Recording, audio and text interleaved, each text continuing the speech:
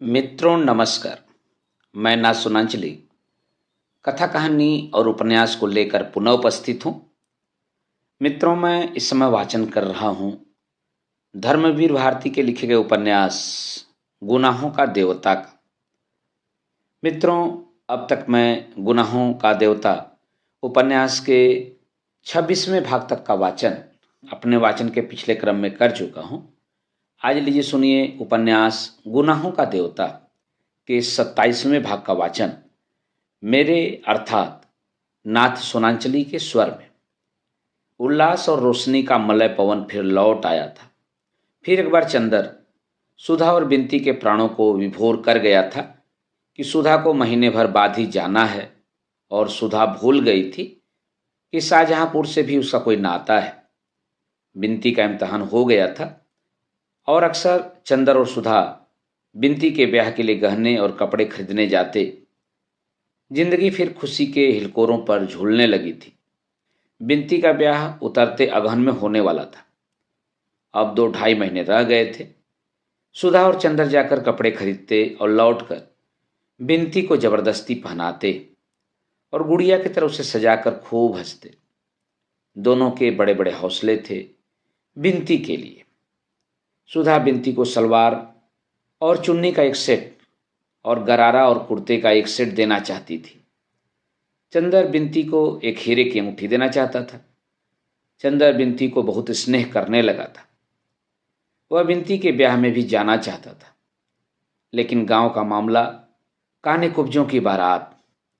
शहर में सुधा, बिनती और चंदर को जितनी आज़ादी थी उतनी वहां भला क्यों कर हो सकती थी।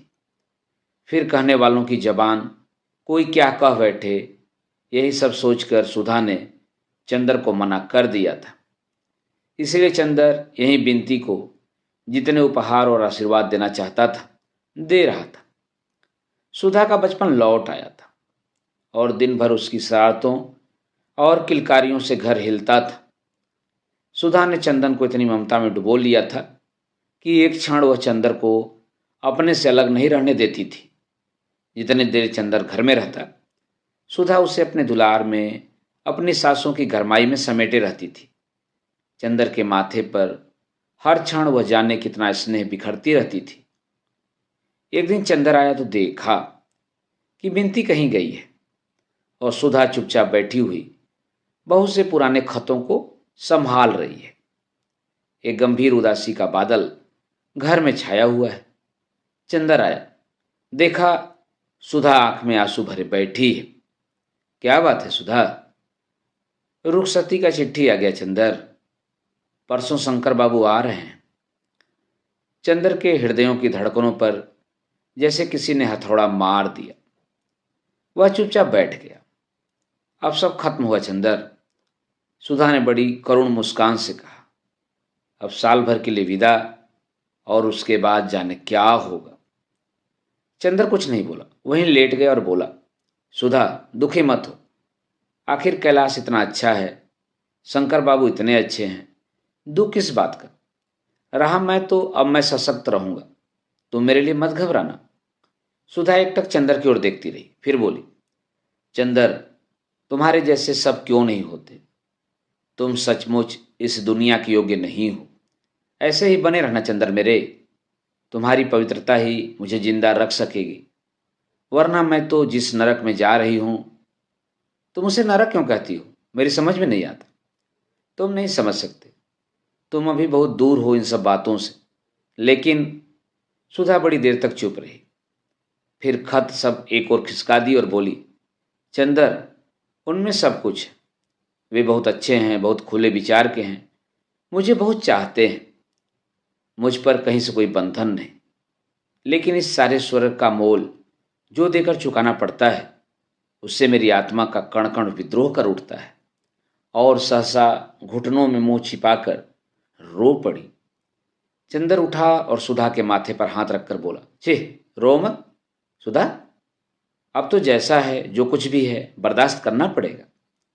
कैसे करूं चंदर, वो इतने अच्छे हैं और इसके अलावा इतना अच्छा व्यवहार करते हैं कि मैं उनसे क्या कहूं, कैसे कहूं। सुधा बोली, जाने दो सुधी, जैसी जिंदगी हो वैसा निवाह करना चाहिए, इसी में सुंदरता है। और जहाँ तक मेरा ख्याल है, वैवाहिक जीवन के प्रथम चरण में ही यह नशा रहता है। फिर किसको यह सूझता है, आओ चलो चाय पिए, उठो, पागलपन नहीं करते, परसों चली जाओगी, रुलाकर नहीं जाना होता, उठो। चंदर ने अपने मन की जुगुप्सा पीकर ऊपर से बहुत स्नेह से कहा। सुधा उठी और चाय ले आई। चंदर ने अपने हाथ से एक कप में चाय बनाई और सुधा को पिलाकर उसी में पीने लगा।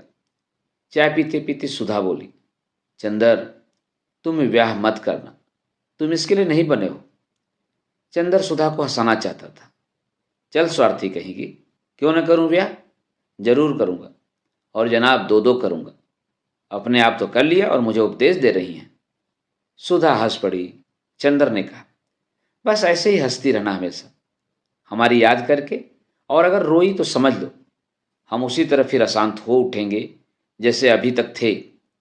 फिर प्याला सुधा के होठों से लगाकर बोला, अच्छा सुधी, कभी तुम सुनो कि मैं उतना पवित्र नहीं रहा जितना कि तुम हो, तो क्या करोगी? कभी मेरा व्यक्तित्व अगर बिगड़ जाए तब क्या होगा? होगा क्या?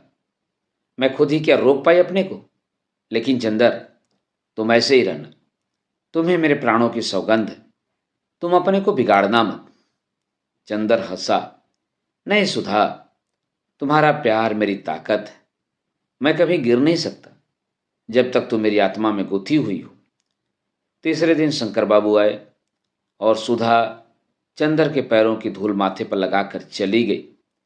इस बार वह रोई नहीं, शांत थी, जैसे वध स्थल पर जाता हुआ बेबस अपराधी। मित्रों, अभी आप सुन रहे थे धर्मवीर भारती के लिखे गए उपन्यास गुनाहों का देवता के भाग 27 का वाचन मेरे अर्थात ना सुनांचली के स्वर में। मित्रों, अब लीजिए सुनिए उपन्यास गुनाहों का देवता के भाग 28 का वाचन मेरे अर्थात नाथ सोनांचली के स्वर में। जब तक आसमान में बादल रहते हैं तब तक झील में बादलों की छां रहती है। बादलों के खुल जाने के बाद कोई भी झील उनकी छांव को सुरक्षित नहीं रख पाती। जब तक सुधा थी, चंदर की जिंदगी का फिर एक बार उल्लास और उसकी ताकत लौट आई थी।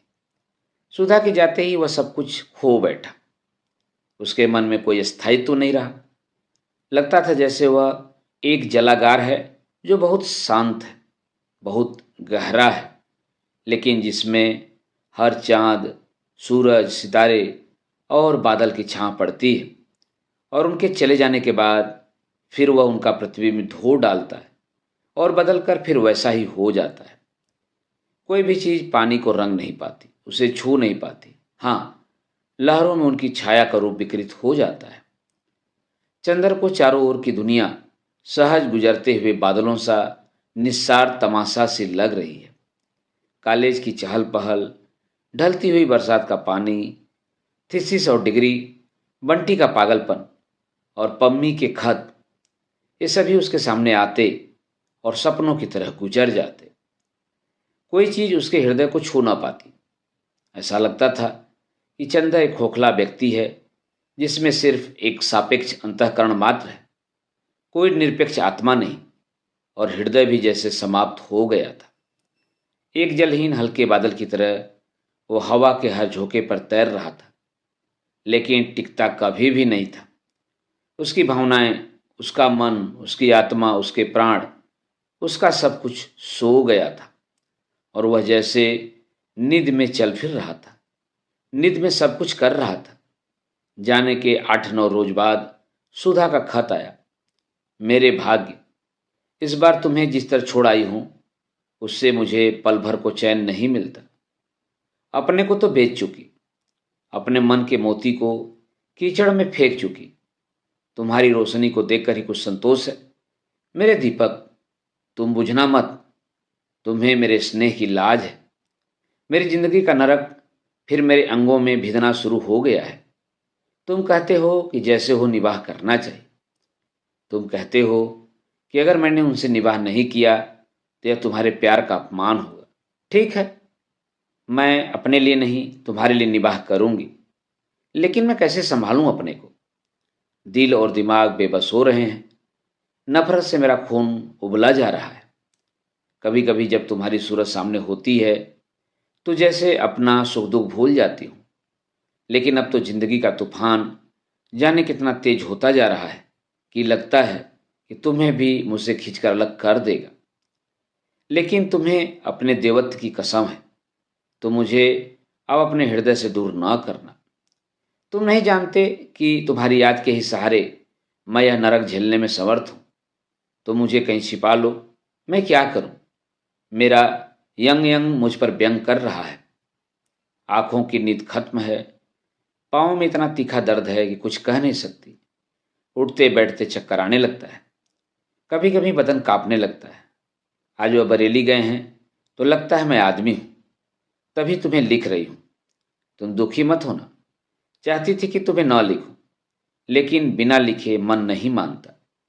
मेरे अपने, तुमने तो यही सोचकर यहां भेजा था कि इससे अच्छा लड़का नहीं मिलेगा। लेकिन कौन जानता था कि फूल में कीड़े भी होंगे। अच्छा, अब माँ जी नीचे बुला रही हैं, चलती हूँ। देखो, अपने किसी खत में इन सब बातों का जिक्र मत करना और इसे फाड़कर फेंक देना। तुम्हारी ये भागिन सुधी। चंदर को खत मिला तो एक बार जैसे उसकी मूर्छा टूट गई। उसने खत लिया और बिनती को बुलाया। बिनती हाथ में साग और डलिया ले आई और पास बैठ गई। चंदर ने वह खत बिनती को दे दिया। बिनती ने पढ़ा और चंद्र को वापस कर दिया और चुपचाप तरकारी काटने लगी। वह उठा और चुपचाप अपने कमरे में चला गया। थोड़ी देर बाद बिनती चाय लेकर आई और चाय रखकर बोली, आप दीदी को कब खत लिख रहे हैं? मैं नहीं लिखूंगा। चंदर बोला, क्यों? क्या लिखूं बिनती, कुछ समझ में नहीं आता। कुछ झल्लाकर चंदर ने कहा। बिनती चुपचाप बैठी। थोड़ी देर बाद चंदर बड़े मुलायम स्वर में बोला, बिनती, एक दिन तुमने कहा था कि मैं देवता हूं। तुम्हें मुझ पर गर्व है। आज भी तुम्हें मुझ पर गर्व है? पहले से ज्यादा। बिनती बोली, अच्छा, ताजुब है। चंद्र बोला, अगर तुम जानती कि आजकल कभी कभी मैं क्या सोचता हूं तो तुम्हें ताजुब होता। तुम जानती हो, सुधा के इस खत से मुझे जरा सा भी दुख नहीं हुआ, सिर्फ झल्लाहट ही हुई है। मैं सोच रहा था कि क्यों सुधा इतना स्वांग भरती है दुख और अंतर्द्वंद का। किस लड़की को यह पसंद नहीं? किस लड़की के प्यार में शरीर का स्पर्श नहीं होता? लाख प्रतिभाशाली लड़कियां हों, लेकिन अगर वे किसी को प्यार करेंगी तो वे उसे अपना प्रतिभा नहीं देंगी, अपना शरीर ही देंगी। और यदि वह अस्वीकार कर लिया जाए तो शायद प्रतिहिंसा से तड़प भी उठेंगी। अब तो मुझे ऐसे लगने लगा है कि सेक्स ही प्यार है, प्यार का मुख्य अंश है। बाकी सभी कुछ उसकी तैयारी है। उसके लिए एक समुचित वातावरण और विश्वास का निर्माण करना है। जाने क्यों मुझे इस सब से बहुत नफरत होती है। अभी तक मैं सेक्स और प्यार को दो चीजें समझता था। प्यार पर विश्वास करता था, सेक्स से नफरत। अब मुझे दोनों ही एक चीजें लगती हैं और जाने कैसे अरुचि सी हो गई है इस जिंदगी से। तुम्हारी क्या राय है विनती? मेरी? अरे, हम बेपढ़े लिखे आदमी, हम क्या आपसे बात करेंगे।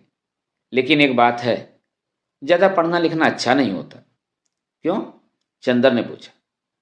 पढ़ने लिखने से ही आप और दीदी जाने क्या क्या सोचते हैं। हमने देहात में देखा है कि वहां लड़कियां समझती हैं कि उन्हें क्या करना है, इसलिए कभी इन सब बातों पर अपना मन नहीं बिगाड़ती। बल्कि मैंने तो देखा है कि सभी शादी के बाद मोटी होकर आती हैं। और दीदी अब छोटी सी नहीं कि उनकी तबीयत खराब हो जाए। यह सब मन में घुटने का नतीजा है। जब यह होना ही है तो क्यों दीदी दुखी होती हैं? उन्हें तो और मोटी होना चाहिए। बिनती बोली। इस समस्या का इतना सरल समाधान सुनकर चंद्र को हंसी आ गई। अब तुम ससुराल जा रही हो, मोटी होकर आना। दत्त, अब तो मजाक करने लगे। लेकिन बिनती, तुम इस मामले में बड़ी विद्वान मालूम देती हो। अभी तक यह विद्वता कहाँ छिपा रखी थी? नहीं, आप मजाक न बनाइए। तो मैं सच बताऊं कि देहाती लड़कियां शहर की लड़कियों से ज्यादा होशियार होती हैं इन सब मामलों में। सच? चंदर ने पूछा। वह गांव की जिंदगी को बेहद निरीह समझता था। हाँ, और क्या। वहां इतना दुराव, इतना गोपन नहीं है। सभी कुछ उनके जीवन का उन्मुक्त है। और ब्याह के पहले ही वहां लड़कियां सब कुछ, अरे नहीं, चंदर ने बेहद ताजुब से कहा। लो, यकीन नहीं होता आपको? मुझे कैसे मालूम हुआ इतना? मैं आपसे कुछ नहीं छिपाती। वहां तो सब लोग इसे इतना स्वाभाविक समझते हैं जितना खाना पीना, हंसना बोलना। बस लड़कियां इस बात से सचेत रहती हैं कि किसी मुसीबत में ना फंसे। चंदर चुपचाप बैठा चाय पीता रहा। आज तक वह जिंदगी को कितना पवित्र मानता रहा था, लेकिन जिंदगी कुछ और ही है। जिंदगी अब भी वह है जो सृष्टि के आरंभ में थी। और दुनिया कितनी चालाक है, कितनी भुलावा देती है। अंदर से मन में जहर छिपाकर भी होठों पर कैसी अमृतमयी मुस्कान झलकाती रहती है। यह बिनती जो इतनी शांत, संयत और भोली लगती थी, इसमें भी सभी गुण भरे हैं। चंदर ने जिंदगी को परखने में कितना बड़ा धोखा खाया है। जिंदगी यह है मांसलता और प्यास, और उसके साथ साथ अपने को छिपाने की कला। वह बैठा बैठा सोचता रहा। सहसा उसने पूछा, बिनती, तुम भी देहात में रही हो और सुधा भी। तुम लोगों की जिंदगी में वह सब कभी आया? बिनती क्षण भर चुप रही, फिर बोली, क्यों, क्या नफरत करोगे सुनकर? नहीं बिनती, जितनी नफरत और अरुचि दिल में आ गई है उससे ज्यादा आ सकती है भला? बताना चाहो तो बता दो। अब मैं जिंदगी को समझना चाहता हूं, वास्तविकता के स्तर पर। चंदर ने गंभीरता से पूछा। मैंने आपसे कुछ नहीं छिपाया, न अब छिपाऊंगी। पता नहीं क्यों दीदी से भी ज्यादा आप पर विश्वास जमता जा रहा है। सुधा दीदी की जिंदगी में तो यह सब नहीं हो पाया। वे बड़ी विचित्र सी थी, सबसे अलग रहती थी और पढ़ती और कमल के पोखरे में फूल तोड़ती थी। बस मेरी जिंदगी में। चंदर ने चाय का प्याला खिसका दिया। जाने किस भाव से उसने बिनती के चेहरे की ओर देखा। वह शांत थी, निर्विकार थी और बिना किसी हिचक के कहती जा रही थी। चंदर चुप था। बिनती ने अपने पांव से चंदर के पांव की उंगलियां दबाते हुए पूछा, क्या सोच रहे हैं आप? सुन रहे हैं आप? जाने दो, मैं नहीं सुनूंगा। लेकिन तुम मुझ पर इतना विश्वास क्यों करती हो? चंदर ने पूछा। जाने क्यों, यहां आकर मैंने दीदी के साथ आपका व्यवहार देखा, फिर पम्मी वाली घटना हुई। मेरे तन मन में एक विचित्र सी श्रद्धा आपके लिए छा गई। जाने कैसी रुचि मेरे मन में दुनिया के लिए थी, आपको देखकर मैं फिर स्वस्थ हो गई। ताजुब है, तुम्हारे मन की रुचि दूर हो गई दुनिया के प्रति, और मेरे मन की रुचि बढ़ गई। कैसे अंतर विरोध होते हैं मन की प्रतिक्रियाओं में। एक बात पूछूं बिनती, तुम मेरे इतने समीप रही हो, सैकड़ों बार ऐसा हुआ होगा जो मेरे विषय में तुम्हारे मन में शंका पैदा कर देता। तुम सैकड़ों बार मेरे सिर को अपने वक्ष पर रखकर मुझे सांत्वना दे चुकी हो। तुम मुझे बहुत प्यारी हो, लेकिन तुम जानती हो मैं तुम्हें प्यार नहीं करता।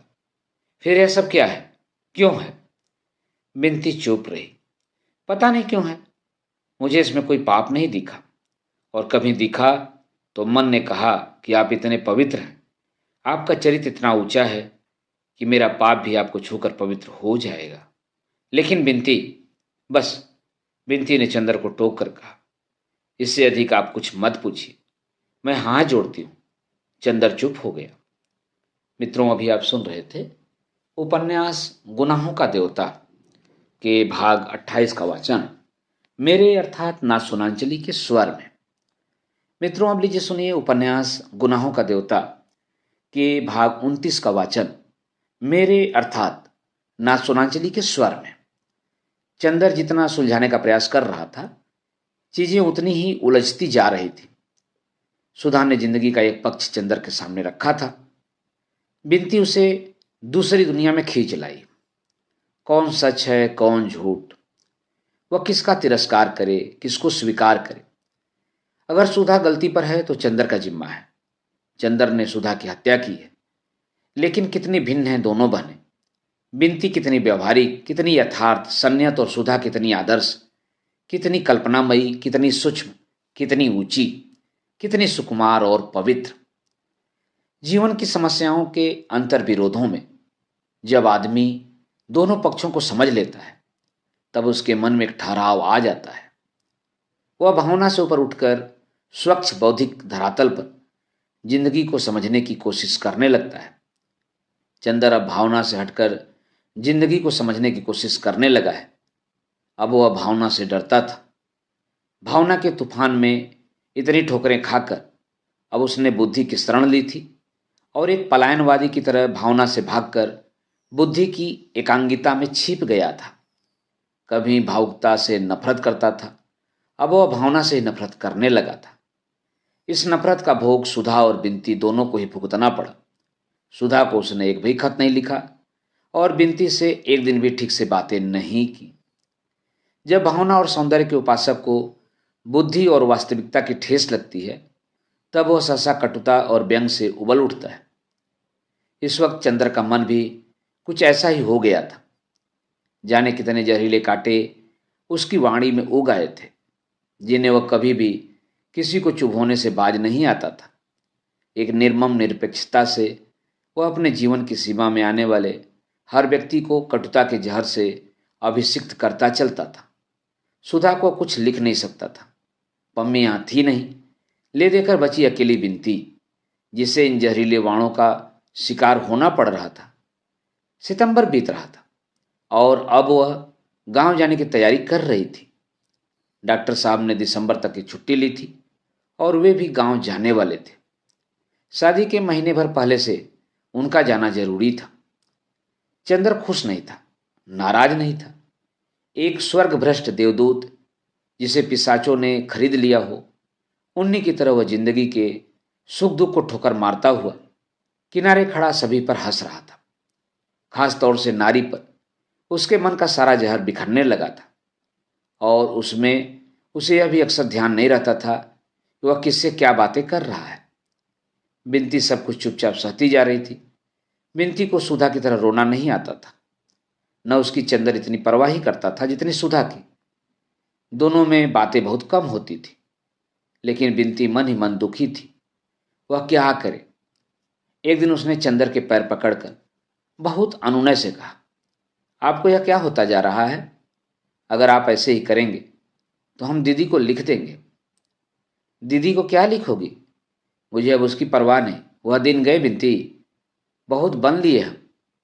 हाँ चंद्र बाबू, आप लड़की होते तो समझते। सब समझता हूं मैं। कैसा दोहरा नाटक खेलती हैं लड़कियां, इधर अपराध करना, उधर मुखबिरी करना। बिनती चुप हो गई। एक दिन जब चंद्र काले से आया तो उसके सिर में दर्द हो रहा था। वह आकर चुपचाप लेट गया। बिनती ने आकर पूछा तो बोला, क्यों क्यों मैं बतलाऊं कि क्या है? तुम मिटा दोगी? बिनती ने चंदर के सिर पर हाथ रखकर कहा, चंदर, तुम्हें क्या होता जा रहा है? देखो कैसी हड्डियां निकल आई हैं इधर। इस तरह अपने को मिटाने से क्या फायदा? मिटाने से? चंदर उठकर बैठ गया। मैं मिटाऊंगा अपने को लड़कियों के लिए? छे, तुम लोग अपने को क्या समझती हो? क्या है तुम लोगों में सिवा एक नशीली मांसलता के? इसके लिए मैं अपने को मिटाऊंगा? बिनती ने चंदर को फिर लिटा दिया। इस तरह अपने को धोखा देने से क्या फायदा चंद्र बाबू? मैं जानती हूं दीदी के न होने से आपकी जिंदगी में कितना बड़ा अभाव है, लेकिन दीदी के न होने पर क्या मतलब है तुम्हारा? मेरा मतलब आप खूब समझते हैं। मैं जानती हूं दीदी होती तो आप इस तरह न मिटाते अपने आप को। मैं जानती हूं दीदी के लिए आपके मन में क्या था। बिनती ने सिर में तेल डालते हुए कहा। दीदी के लिए क्या था? चंदर हंसा, बड़ी विचित्र हंसी। दीदी के लिए मेरे मन में एक आदर्शवादी भावुकता थी जो अधकचरे मन की उपज थी। एक ऐसी भावना थी जिसके औचित्य पर ही मुझे विश्वास नहीं। वह एक सनक थी। सनक? बिनती थोड़ी देर तक चुपचाप सिर में तेल ठोकती रही, फिर बोली, अपनी सासों से बनाई देव मूर्ति पर इस तरह लात न मारिए, आपको शोभा नहीं देता। बिनती की आंखों में आंसू आ गए। कितनी अभागी हैं दीदी। चंदर एकटक बिनती को देखता रहा और फिर बोला, मैं अब पागल हो जाऊंगा बिनती। मैं आपको पागल नहीं होने दूंगी। मैं आपको छोड़कर नहीं जाऊंगी। मुझे छोड़कर नहीं जाओगी? चंदर फिर हंसा। जाइए आप। अब आप श्रीमती बिनती होने वाली हैं, आपका ब्याह होगा। मैं पागल हो रहा हूं, इससे क्या हुआ? इन सब बातों से दुनिया नहीं रुकती, शहनाइयां नहीं बंद होती, बंधनवार नहीं तोड़े जाते। मैं नहीं जाऊंगी चंदर अभी। तुम मुझे नहीं जानते। तुम्हारी इतनी ताड़ना और व्यंग सह कर भी तुम्हारे पास रही। अब दुनिया भर की लांछना और व्यंग सह कर तुम्हारे पास रह सकती हूं। बिनती ने तीखे स्वर में कहा, क्यों? तुम्हारे रहने से क्या होगा? तुम सुधा नहीं हो। तुम सुधा नहीं हो सकती। जो सुधा है मेरी जिंदगी में वह कोई नहीं हो सकता, समझी? और मुझ पर एहसान मत जताओ। मैं मर जाऊं, मैं पागल हो जाऊं, किसी का साझा, क्यों तुम मुझ पर इतना अधिकार समझने लगी? अपनी सेवा के बल पर? मैं इसकी रत्ती भर परवाह नहीं करता। जाओ यहां से। और उसने बिनती को धकेल दिया, तेल की शीशी उठाकर बाहर फेंक दी। बिनती रोती हुई चली गई। चंदर उठा और कपड़े पहनकर बाहर चल दिया। हो, ये लड़कियां समझती हैं, एहसान कर रही हैं मुझ पर। बिनती के जाने की तैयारी हो गई थी और लिया दिया जाने वाला सारा सामान पैक हो रहा था। डॉक्टर साहब भी महीने भर की छुट्टी लेकर साथ जा रहे थे।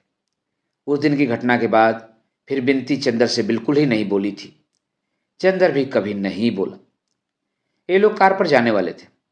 सारा सामान पीछे आगे लादे जाने वाला था। डॉक्टर साहब कार लेकर बाजार गए थे।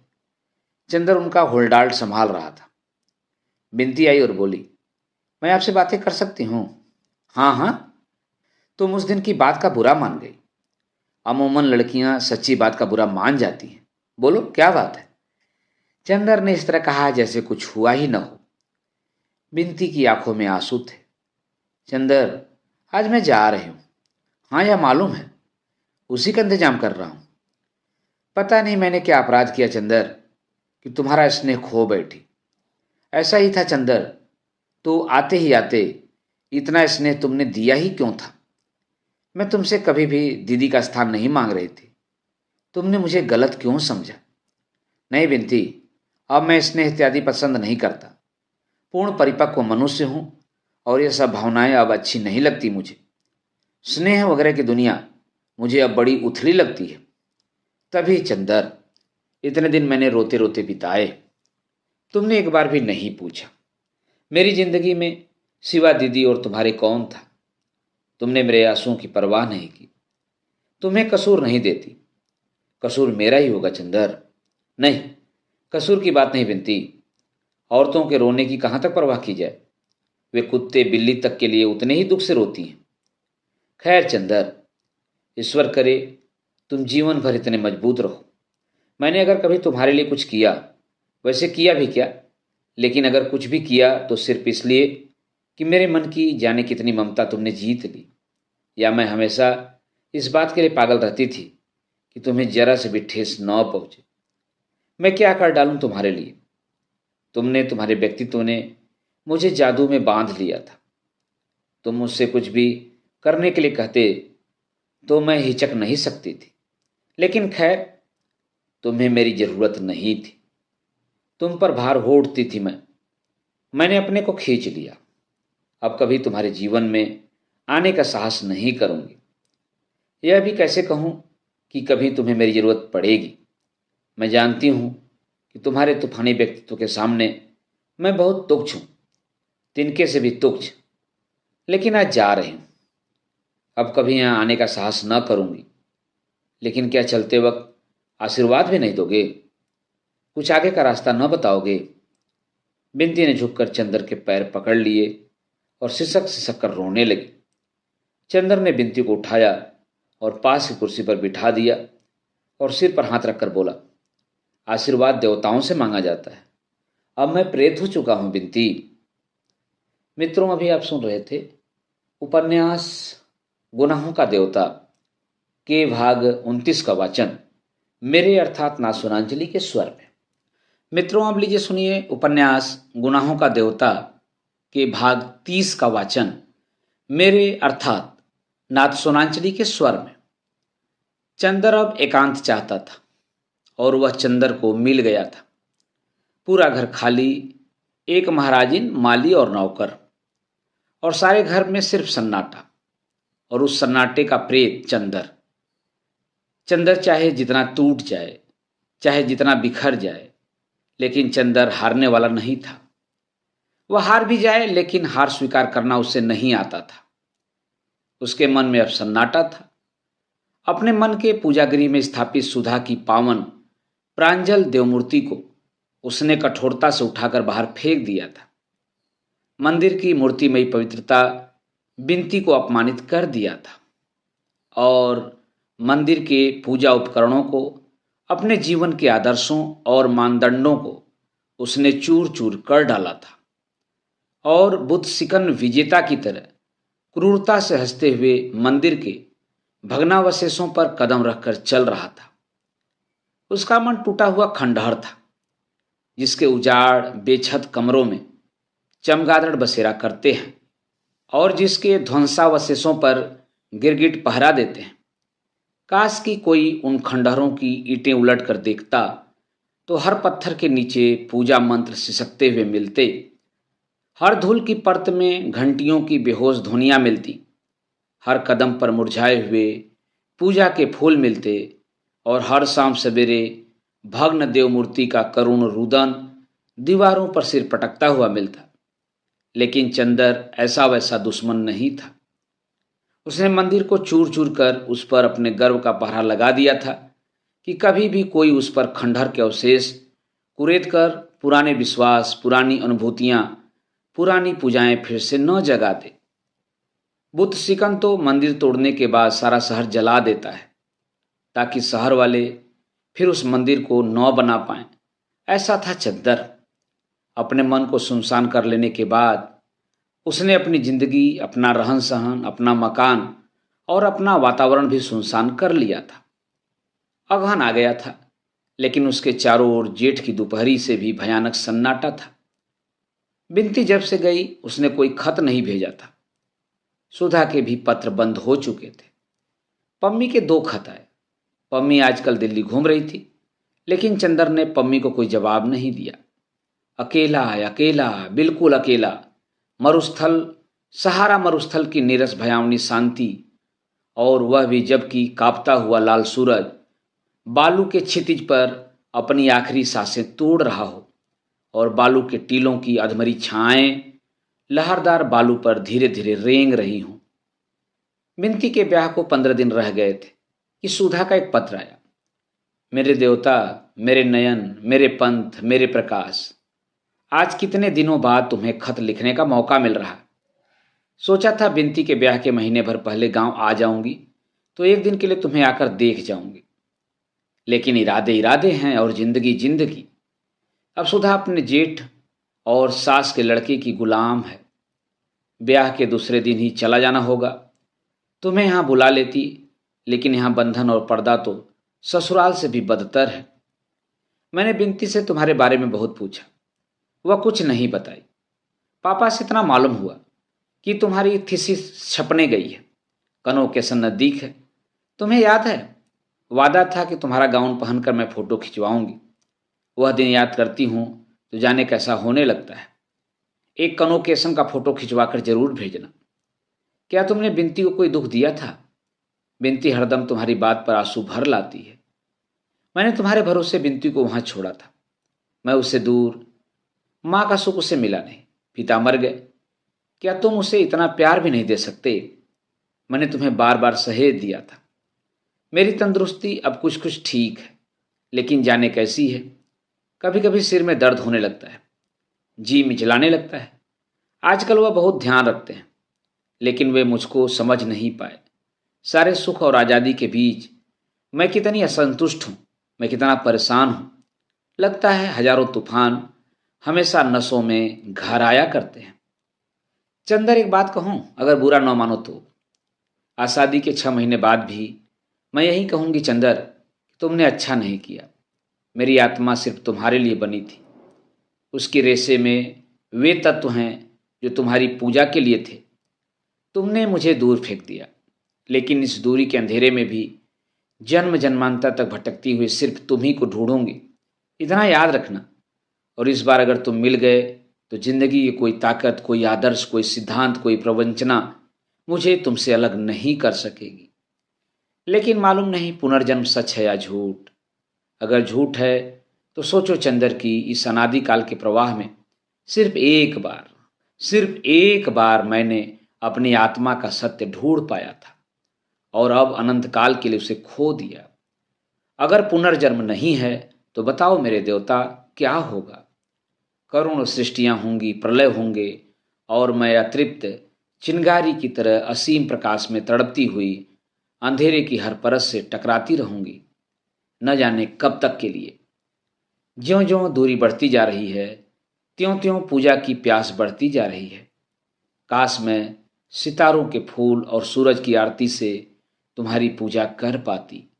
लेकिन जानते हो मुझे क्या करना पड़ रहा है? मेरे छोटे भतीजे नीलू ने पहाड़ी चूहे पाले हैं। उनके पिंजड़े के अंदर एक पहिया लगा है और ऊपर घंटियां लगी हैं। अगर कोई अभागा चूहा उस चक्र में उलझ जाता है तो ज्यों ज्यों छूटने के लिए वह पैर चलाता है, त्यों त्यों चक्र घूमने लगता है, घंटियां बजने लगती हैं। नीलू बहुत खुश होता है, लेकिन चूहा थक कर बेदम होकर नीचे गिर पड़ता है। कुछ ऐसे ही चक्र में फंस गई हूं चंदर। संतोष सिर्फ इतना है कि घंटियां बजती हैं तो शायद तुम उन्हें पूजा के मंदिर की घंटियां समझते होगे। लेकिन खैर, सिर्फ इतनी प्रार्थना है चंदर कि अब थक कर जल्दी ही गिर जाऊं। मेरे भाग्य, खत का जवाब जल्दी ही देना। पम्मी अभी आई या नहीं? तुम्हारी जन्म जन्म की प्यासी सुधा। चंदर ने खत पढ़ा और फौरन लिखा, प्रिय सुधा, तुम्हारा पत्र बहुत दिनों के बाद मिला। तुम्हारी भाषा वहां जाकर बहुत निखर गई है। मैं तो समझता हूं कि अगर खत कहीं छुपा दिया जाए तो लोग इसे किसी रोमांटिक उपन्यास का अंश समझें, क्योंकि उपन्यासों के ही पात्र ऐसे खत लिखते हैं, वास्तविक जीवन के नहीं। खैर, मैं अच्छा हूं। हर एक आदमी जिंदगी से समझौता कर लेता है, किंतु मैंने जिंदगी से समर्पण कराकर उसके हथियार रख लिए हैं। अब किले के बाहर से आने वाली आवाजें अच्छी नहीं लगती, न खतों के पानी की उत्सुकता, न जवाब लिखने का आग्रह। अगर मुझे अकेला छोड़ दो तो बहुत अच्छा होगा। मुझे खत मत लिखना, आज विनती करता हूं, क्योंकि आज्ञा देने का अब साहस ही नहीं, अधिकार भी नहीं, व्यक्तित्व भी नहीं। खत तुम्हारा तुम्हें भेज रहा हूं। कभी जिंदगी में कोई जरूरत आ पड़े तो जरूर याद करना, बस। इसके अलावा कुछ नहीं। अपने में संतुष्ट, चंद्र कुमार कपूर। उसके बाद फिर वही सुनसान जिंदगी का ढर्रा। खंडहर के सन्नाटे में भूलकर आई हुई बांसुरी की आवाज की तरह सुधा का पत्र। सुधा का ध्यान आया और चला गया। खंडहर का सन्नाटा, सन्नाटे के उल्लू, गिरगिट और पत्थर कांपे और फिर मुस्तैदी से अपनी जगह पर जम गए। और उसके बाद फिर वही उदास सन्नाटा, टूटता हुआ सा अकेलापन और मूर्छित दोपहरी के फूल सा चंदर। मित्रों, अभी आप सुन रहे थे उपन्यास गुनाहों का देवता के भाग 30 का वाचन मेरे अर्थात नासुरांचली के स्वर में। मित्रों, उपन्यास गुनाहों का देवता के आगे के भागों का वाचन आप मेरे वाचन के अगले क्रम में सुन सकते हैं। तो जुड़े रहिए कथा कहानी और उपन्यास के साथ। धन्यवाद। नमस्कार।